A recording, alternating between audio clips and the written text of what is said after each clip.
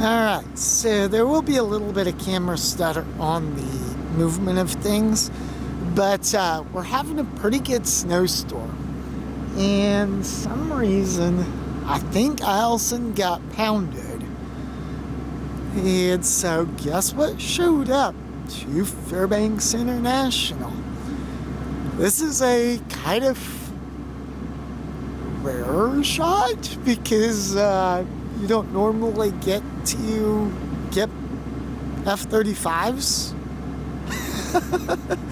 So play it a little this evening, getting a couple of them. There will be some camera stutter, and the tripod is that's not too bad.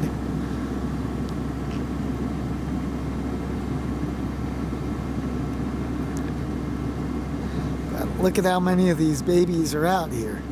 And this is just one of the 2 rows. So there you go. F-35's here at Fairbanks International this 11th of December of 2023. Something that you probably wouldn't see on a normal basis.